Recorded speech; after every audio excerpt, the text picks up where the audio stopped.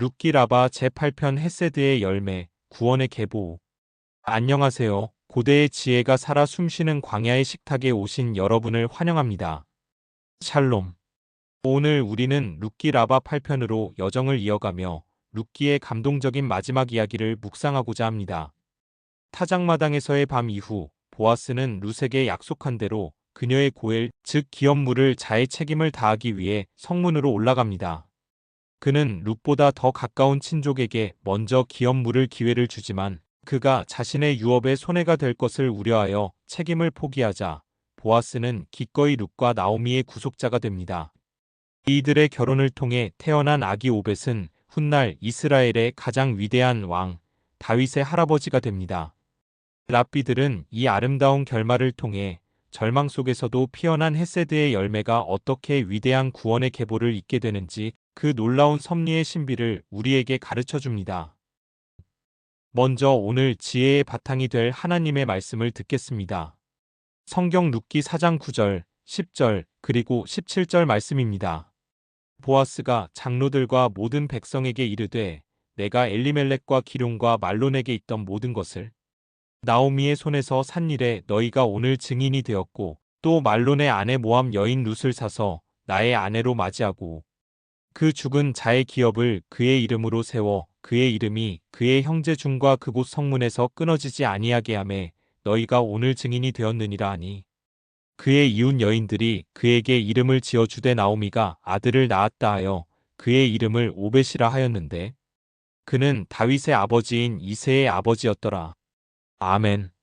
하나님의 말씀입니다. 보아스는 아침 일찍 성문으로 올라갑니다. 고대 이스라엘에서 성문은 모든 공적인 거래와 재판이 이루어지는 중요한 장소였습니다. 그는 그곳에 앉아 룻보다 더 가까운 순위의 기업물을 자를 기다립니다. 랍비들은 보아스의 이 신속하고 공개적인 행동을 통해 그의 의로움과 지혜를 봅니다. 그는 이를 은밀하게 처리하지 않고 성읍의 장로 10명을 증인으로 청하여 모든 과정을 투명하고 합법적으로 진행했습니다.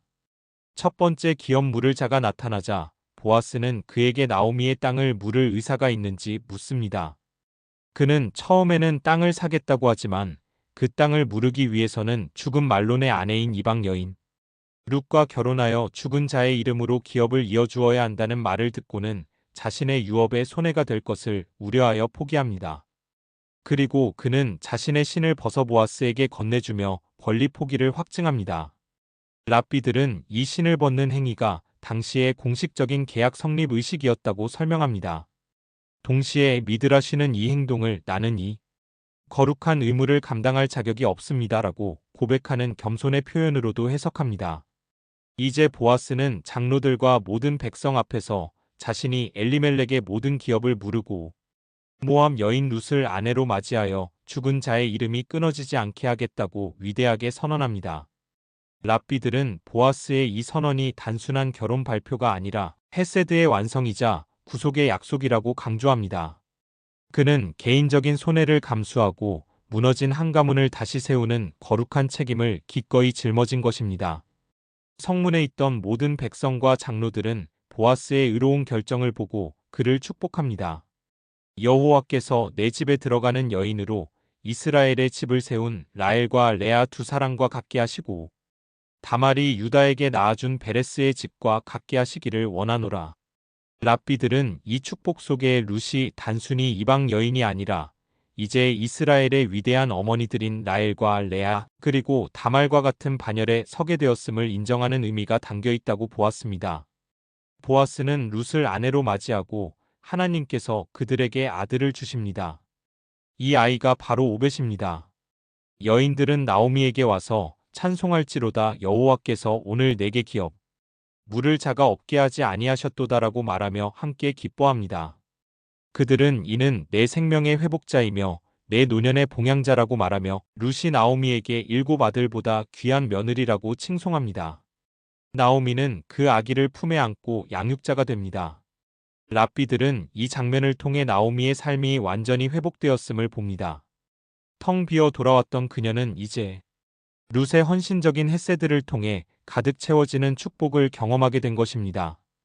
그리고 룻기의 마지막은 이야기 오벳이 다윗의 아버지인 이새의 아버지였더라는 놀라운 선언으로 끝을 맺습니다.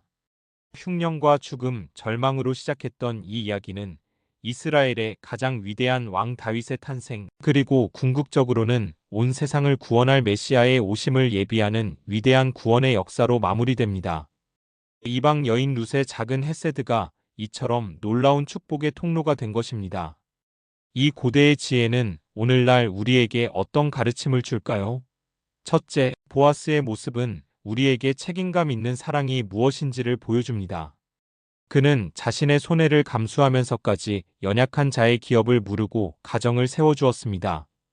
우리 역시 이웃의 아픔을 외면하지 않고 기꺼이 그들의 고엘이 되어주는 삶을 살아야 합니다. 둘째, 룻과 나오미의 이야기는 우리에게 어떤 절망적인 상황 속에서도 결코 희망을 잃지 말라고 격려합니다. 모든 것이 끝났다고 생각했던 마라의 인생길 끝에서 하나님께서는 오벳이라는 새로운 생명과 회복의 기쁨을 예비하고 계십니다. 이제 이 깊은 깨달음을 마음에 품고 함께 기도하는 시간을 갖겠습니다.